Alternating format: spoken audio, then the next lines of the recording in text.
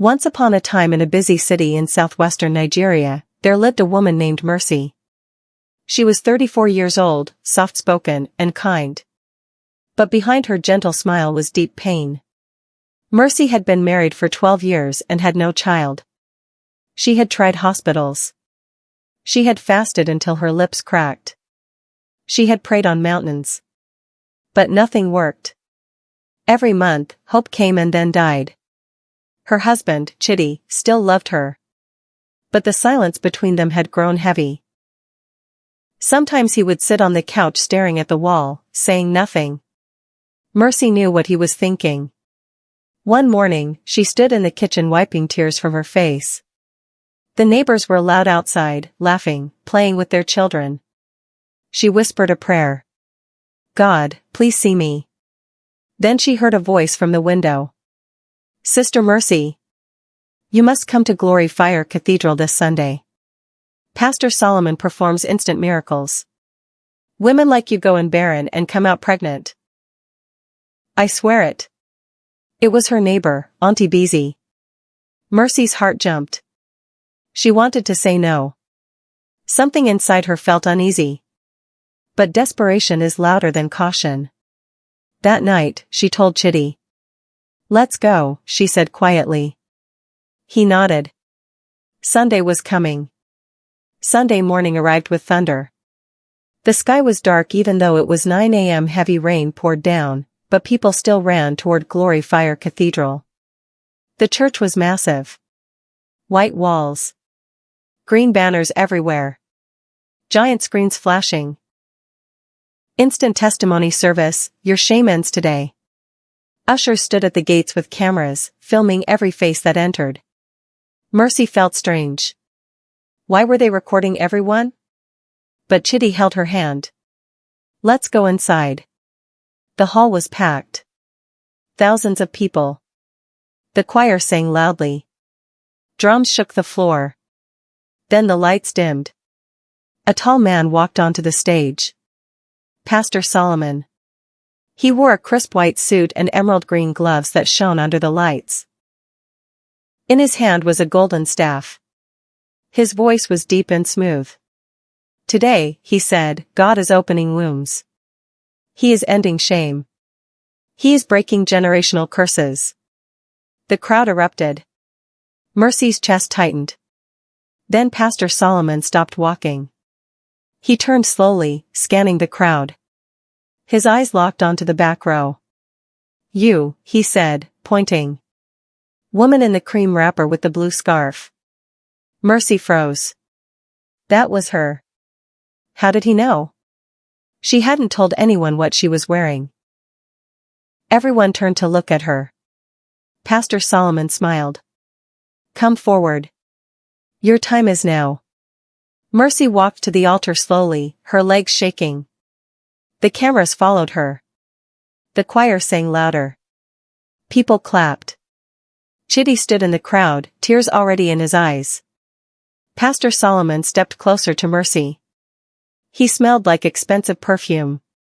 He placed his gloved hand on her head, then moved it down to her stomach. "Spirit of barrenness, leave," he shouted. Mercy's body jerked. She felt heat, then cold, then nothing. She collapsed. The crowd screamed. "Amen! Amen!" When she opened her eyes, she was lying on the floor. The pastor was standing over her, smiling. He leaned down and whispered in her ear, "You are opened. But tell no one. No doctors. No scans. Only faith." Then he pressed something cold into her palm. Mercy looked down. It was a small green cloth with a mirror sewn inside. "Keep this close," he said. "It is your covenant." She nodded, confused but hopeful. Pastor Solomon stood and raised both hands. "She is pregnant," he declared. The hall exploded. People ran forward. Some touched her feet. Others took photos. The church media team captured everything. Within an hour, the video was posted online. Barren woman healed instantly, Pastor Solomon strikes again. The views climbed fast. 10,000. 20,000. 50,000. Mercy had become a walking testimony. And the trap had closed. The days that followed were overwhelming. Gifts arrived at Mercy's house. Strangers knocked on her door to pray. WhatsApp messages flooded her phone. Congratulations, sister. God has done it. Pastor Solomon is anointed. The church clip went viral. People shared it everywhere. Mercy felt like a queen. For the first time in 12 years, she wasn't the shameful one. She was the chosen one. Chitty smiled more. He touched her belly gently and whispered, "Thank God." But someone wasn't celebrating. Mercy's younger sister, Ngozi, was a nurse at the general hospital. She was smart, careful, and always asked too many questions. Ngozi had watched the video 3 times. Something didn't sit right. One evening, she visited Mercy. "Sister, have you gone to the hospital?" Ngozi asked. Mercy shook her head. The pastor said no doctors. Only faith. Ngozi frowned. That doesn't make sense. It's spiritual, Ngozi. You wouldn't understand. Ngozi didn't argue. But later that night, she opened her laptop. She replayed the viral clip slowly. Frame by frame. And then she saw it. Behind the altar, just as the pastor touched Mercy, a shadow moved across the wall. Not a human shadow. It was long. Thin. Smooth. Like a snake. Ngozi's blood ran cold. She zoomed in. The pastor's glove didn't bend like skin. It was too stiff. She took a screenshot and sat back. "What are you hiding?" she whispered. That night, Ngozi went to Mercy's house. It was late. Chitty was already asleep. Mercy sat on the bed, holding the green cloth. "Sister," Ngozi said gently. "Can we talk?" Mercy nodded. Ngozi sat beside her. "How are you feeling?" "Really?" Mercy hesitated. "I'm fine. Are you having any strange dreams?" Mercy's eyes widened. "How did you know?" Ngozi leaned closer. "Tell me." Mercy swallowed. "Every night, I dream of water. A river. Dark and slow. I hear hissing sounds. And a voice calls me chosen." Ngozi's jaw tightened. "And you're not scared?" "No," Mercy whispered. "In the dream, I feel calm." Ngozi looked at the green cloth in Mercy's hand. "What is that?" she asked. "Pastor Solomon gave it to me. He said it's my covenant." Ngozi reached out. "Can I see it?" Mercy handed it over. The moment Ngozi touched it, she pulled her hand back. "It's ice cold," she said. Mercy blinked. "What?" Ngozi touched it again. "Feel it yourself." Mercy placed her hand on the cloth. It was cold. Too cold. Ngozi turned it over. On the back, carved into the mirror, was a small snake. "Mercy," Ngozi said slowly. "This is not from God." Mercy snatched it back. "You don't understand. The pastor said people like you would try to destroy my miracle." Ngozi stared at her. "What else did he say?" Mercy looked away. "He said, no doctors. No outsiders. Only faith." Ngozi stood up, shaking. "That's not faith, sister. That's control." But Mercy didn't answer. She just held the cloth tighter. The next Sunday, Pastor Solomon called Mercy to his office. It was a large room with white leather chairs and gold decorations. On the wall hung a large painting of a river. "Sit, my daughter," he said warmly. Mercy sat. He smiled. "You are glowing. The miracle is working." "Yes, sir." "Thank you, sir." He leaned forward. "But I need to warn you. There are enemies around you. Mercy frowned. Enemies? Yes. People who don't want you to carry this blessing. Even family members. Mercy thought of Ngozi. Your sister, Pastor Solomon said, as if reading her mind. She is an enemy of your destiny. Mercy's heart sank. She doesn't believe. She wants to plant doubt in you. If you keep listening to her, you will lose the baby. Mercy's hands trembled. What should I do? She whispered. Block her, he said simply. Cut her off. Join our special Mother's Prayer Circle. We meet every Wednesday night. Only true believers. Mercy nodded slowly. That evening, she blocked Ngozi's number. She stopped answering her calls. When Ngozi came to the house, Mercy refused to open the door.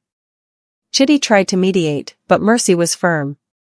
The pastor said she's dangerous. Chitty didn't know what to say. Meanwhile, Ngozi stood outside, heartbroken. But she didn't give up. She went home and opened her laptop. If Mercy wouldn't listen, the world would. She started gathering proof. Ngozi didn't sleep that night. She sat in her small apartment, the laptop screen glowing in the dark. She replayed the miracle video again and again. This time, she slowed it down to 0.25 speed. And there it was. Clear as day. Behind the altar, the moment Pastor Solomon touched Mercy, a serpent-like shadow slithered across the wall. It wasn't a camera glitch. It was smooth. Deliberate. Alive. Ngozi took a screenshot and saved it. Then she remembered something. A journalist friend of hers, Femi, had once mentioned strange rumors about Glory Fire Cathedral. She called him. Femi, I need your help. They met the next day at a small cafe. Femi looked at the screenshot and went pale. Where did you get this? He asked. From the viral miracle video. My sister is the woman in it. Femi rubbed his face. Ngozi, there's something you need to know. That church was built on old land. Near a river shrine. People say the pastor made a deal. Ngozi's stomach turned. What kind of deal? I don't know. But I've heard stories. Women who testified at that church and then disappeared. Ngozi's hands shook. There's more, Femi said. A security guard told me the pastor leaves the church compound every midnight. Through a back exit. Alone. Ngozi looked at him. Then we follow him. Femi nodded. Tomorrow night. 2 weeks later, Mercy woke up in the middle of the night screaming. Chitty jumped up. What's wrong? Mercy clutched her stomach. Something's moving. Too fast. Too hard. Her belly had grown unnaturally large in just 2 weeks. Chitty's hands were shaking. We need to go to the hospital. No. Mercy cried. The pastor said. I don't care what he said. Chitty shouted. You're in pain. He grabbed his phone and called the number Pastor Solomon had given them. A woman's voice answered. Glory Fire Medical Clinic. How can we help? My wife is in pain. She needs help. Bring her now. We've been expecting her. Chitty froze. Expecting her? Yes. Pastor Solomon informed us. The papers are ready. Chitty didn't understand, but he didn't have time to ask questions. He helped Mercy into the car and drove through the rain. The clinic was small and quiet. Too quiet. A receptionist stood at the front desk, smiling calmly. Mrs. Mercy? She asked. Yes, Chitty said. Please help her. Of course. Follow me. They walked down a dim hallway. The lights flickered. Mercy was shaking. Sweating. Whispering things Chitty couldn't understand. The receptionist opened a door. The doctor will see you now. Chitty held Mercy's hand. But deep down, he knew. Something was terribly wrong. The doctor was a tall man with cold eyes.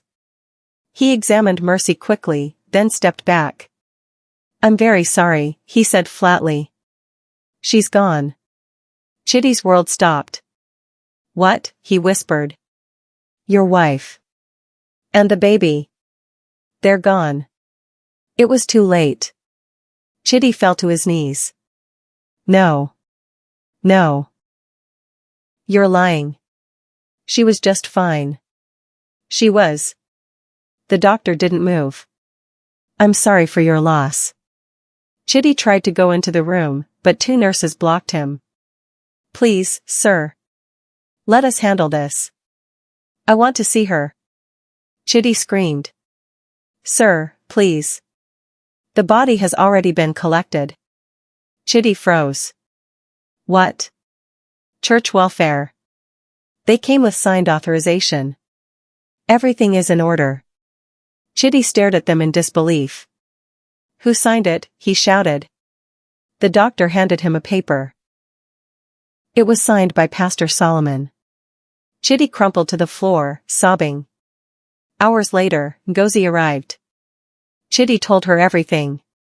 Ngozi's face went cold. "They took her body?" she asked. Chitty nodded, broken. Ngozi stood up slowly. "I'm getting her back," she said. "And I'm getting the truth." She walked out of the clinic. The rain poured down. But Ngozi didn't care. She had one mission now. Expose them all. That night, Ngozi went to Glory Fire Cathedral. The gates were locked. Security guards stood at the entrance with torches. "I need to see Pastor Solomon," Ngozi said firmly. "No visitors after service hours," one guard replied. "My sister died. The church took her body. I want answers." The guards didn't flinch. "You need to leave." Ngozi stepped closer. "Where is her body?" "Madam, if you don't leave now, we will call the police." Ngozi's hands clenched into fists. She wanted to scream. To break down the gate. To tear the church apart. But she couldn't. Not yet. She turned and walked away. The next Sunday, she watched the service online. Pastor Solomon stood at the altar, tears streaming down his face. "We lost a daughter this week," he said. "Sister Mercy has gone to glory. Let us celebrate her life." The crowd clapped. Some cried. The choir sang. Ngozi watched in horror. They were celebrating. Celebrating her sister's death like it was a promotion to heaven. She closed the laptop. Her hands were shaking. But her mind was clear. She wasn't going to beg anymore. She was going to hunt. And she knew exactly where to start. The river. Ngozi and Femi waited in the bushes behind the church. It was past midnight. The compound was dark and silent. Then, just as the guard had said, a small door opened. Pastor Solomon stepped out. He wore a long green robe. No cameras. No ushers. Just him. He walked slowly toward the bush path. Ngozi and Femi followed at a distance. The path led to a river. Dark. Slow-moving. Silent. Pastor Solomon stopped at the edge. He raised his hands and began to chant. The words weren't English. They weren't Yoruba. They sounded ancient and wrong. Then he removed his gloves. Ngozi gasped quietly. His hands weren't normal. They shimmered in the moonlight. Covered in green and black scales. His nails were long. Too long. Like claws. He stepped into the river. The water didn't splash. It moved around him like it was alive. He walked deeper. And then his body began to change. His legs fused together. His lower half twisted and stretched. A tail. A long, thick snake tail. Ngozi covered her mouth. Pastor Solomon was half man, half serpent. He turned his head slowly. His eyes flashed green. Ngozi's heart stopped. Did he see her? Femi grabbed her arm. Run. They ran. They didn't stop until they reached the main road. Ngozi pulled out her phone. Her hands were shaking, but she had taken a photo. One blurry photo of Pastor Solomon's eyes glowing green in the dark. It wasn't perfect. But it was proof. The next night, Ngozi and Femi returned. This time, Femi brought a small camera. They hid closer to the river, behind a large rock. At exactly 2 a.m., Pastor Solomon appeared again. But this time, he wasn't alone. 3 people in green robes followed him. They carried something long and wrapped in white cloth. Ngozi's breath caught. Femi started recording. The robed figures placed the wrapped body near the water. One of them pulled the cloth back slightly. Ngozi saw her sister's face. Mercy. Cold. Still. Lifeless. Tears streamed down Ngozi's cheeks, but she didn't make a sound. Pastor Solomon raised his hands and chanted again. Then he spoke in English. Alua Ida, accept this offering. Bless your servant. Empower your altar. The robed figures pushed Mercy's body into the river. It floated for a moment, then sank. Pastor Solomon stepped into the water. His body changed again. Half man. Half serpent. He hissed into the night. Femi kept recording. When it was over, they ran. Back at Femi's apartment, they watched the footage. It was shaky but clear enough. The body. The chant. The transformation. Everything. Ngozi looked at Femi. Post it, she said. Are you sure? He asked.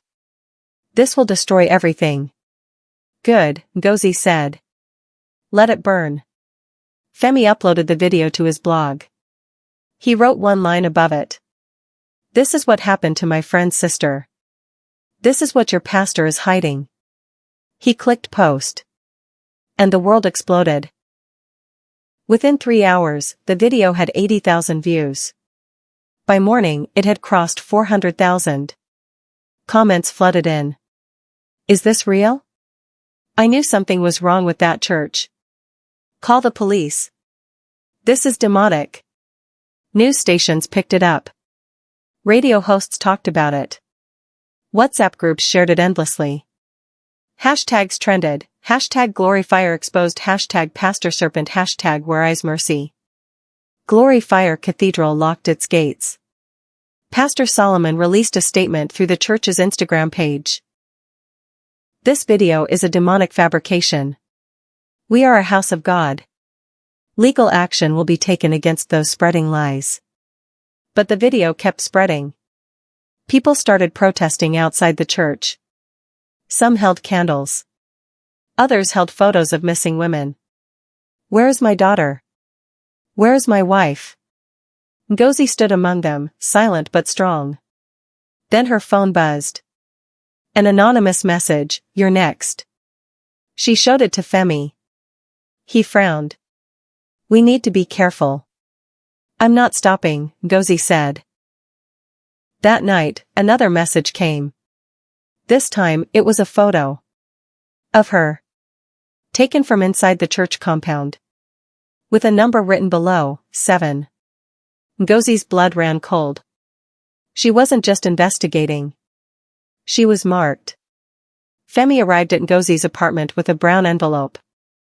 You need to see this, he said. Inside were old newspaper clippings and printed photos. I've been digging, Femi explained. Gloryfire isn't the first. Pastor Solomon has done this before. He spread the papers on the table. Photo 1, a woman named Kemi. She testified about a miracle pregnancy. Disappeared 3 months later. Photo 2, a teenager named Blessing. Same story. Gone.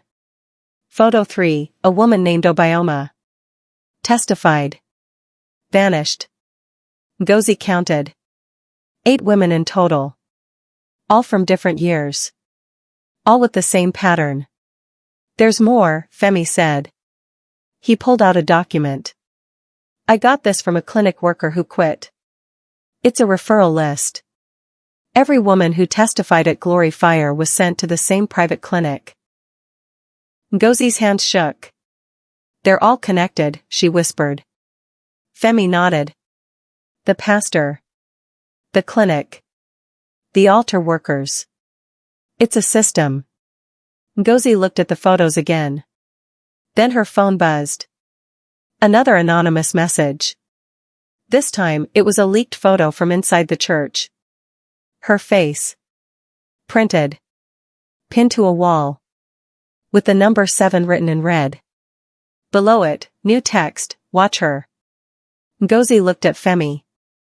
I need to get inside that church, she said. That's suicide, Femi replied. Maybe. But it's the only way to find the rest. Femi sighed. Then we go together. 2 nights later, they broke into Glory Fire Cathedral. The gates were locked, but Femi knew a back entrance through the children's hall. They slipped inside quietly. The building was dark. Silent. Ngozi led the way to Pastor Solomon's office. The door was locked, but Femi picked it easily. Inside, the office looked normal. Bibles. Books. A desk. But Ngozi felt something was wrong. She walked to the back wall and noticed a painting of a river. She touched the frame. It moved. Behind it was a small door. Femi's eyes widened. A hidden room. They opened it. The air inside was cold. Damp. They walked down a narrow hallway. At the end was another door. This one was metal, painted black. On it was carved a symbol, a snake eating its tail.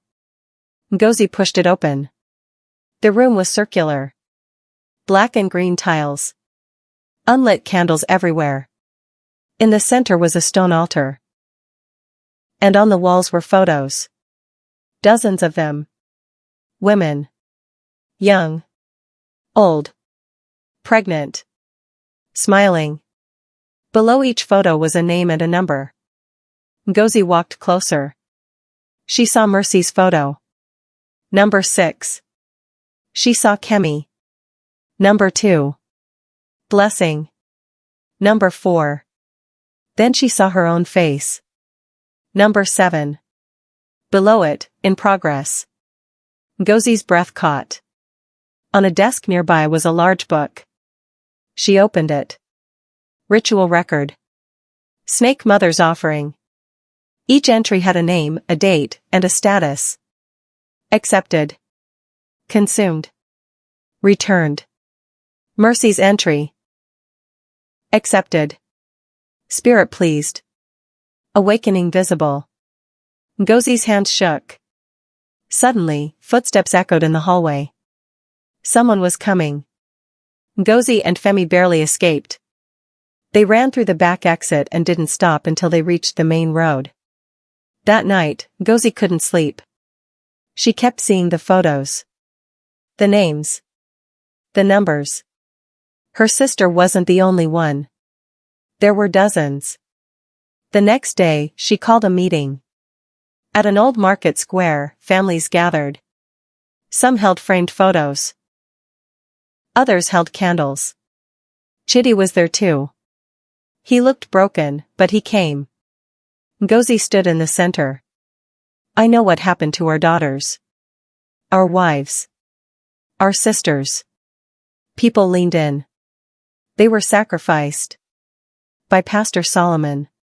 For power. For his church. For his serpent God. Some gasped. Others cried. I have proof, Ngozi said. Videos. Photos. Documents. A ritual room. A ledger with their names. An older man stepped forward. What do we do? Ngozi looked at the crowd. We go to the church. Tonight. At midnight. We bring oil. We bring Bibles. We bring our phones. We bring the truth. And if they stop us? Someone asked. They won't, Gozi said. Because we're not going to beg. We're going to take back what's ours. The crowd murmured. Chitty stepped forward, holding Mercy's framed photo. I'm coming, he said. One by one, others joined. By evening, over 30 people had gathered. They walked through the streets together. Silent. Determined. When they reached the church gates, they stopped. Ngozi poured oil on the ground. We cover this place with truth, she said. The crowd echoed, truth. Then the gates creaked. Slowly, they opened. No one was pushing them. They just opened. Inviting them in. Ngozi looked at the others. Let's finish this. Inside the church, everything was dark. Then, suddenly, green flames ignited along the altar. Not from candles. Not from electricity. Just fire. Green. Cold. The crowd stepped back. From the shadows, Pastor Solomon appeared. He was smiling. Welcome, he said. His voice echoed unnaturally. Behind him, robed figures emerged, each holding a mirror and a candle. The mirrors began to glow. People in the crowd started to stagger. Some fell to their knees. Ngozi raised her voice. We know what you are. Pastor Solomon laughed. You know nothing. He raised his hands. The floor shook. Smoke rose from the altar. Then, from the darkness, a sound. Singing. Small voices. Pure. Clear. Children. They walked into the hall, holding hands, singing a simple hymn. Jesus loves me, this I know. Pastor Solomon's face twisted. No. The children kept singing. The mirrors began to crack. One by one, they shattered. The robed figures screamed and vanished. The green flames flickered. Then a light appeared. Not lightning. Not fire. Just light. Pure. White. Strong. It struck the altar. The candles exploded. Pastor Solomon screamed. His robe tore. His body twisted. His lower half became a serpent tail. His skin shimmered with scales. Everyone saw it. Phones recorded it. The monster was exposed. The light grew brighter. Pastor Solomon hissed once. Then he melted into the floor. Gone. The church fell silent. The children stopped singing. The light faded. And it was over. By sunrise, police tape surrounded Glory Fire Cathedral. Officers carried boxes of evidence out. The ritual room was photographed. The ledger was seized. The private clinic was raided. Families came forward, naming their missing loved ones. Ngozi stood outside with Chitty. They placed flowers at the gate. For mercy, Chitty whispered. Ngozi nodded. News vans filmed everything. But Pastor Solomon was never found. No security footage showed him leaving. No body was recovered. Only his emerald glove remained, sitting on the altar. Still cold. Ngozi went home that evening. She opened her laptop and typed one final post. Faith is light. Any pastor who needs tricks, secret rooms, or fear is not serving God. Any miracle that forbids questions and demands silence is a trap dressed like faith. Truth always wins. Always. She posted it. Then she looked at Mercy's photo on her desk. Rest now, sister, she whispered. Outside, the rain began to fall. But this time, it felt like washing. Like cleansing. The city would heal. The truth had won. But somewhere, in the shadows, the emerald glove sat cold and waiting. Because evil doesn't die. It just hides. And waits for the next desperate soul. Truth outlives performance. God doesn't need mirrors, secret rooms, or fear. Any miracle that forbids verification and demands silence is a trap dressed like faith.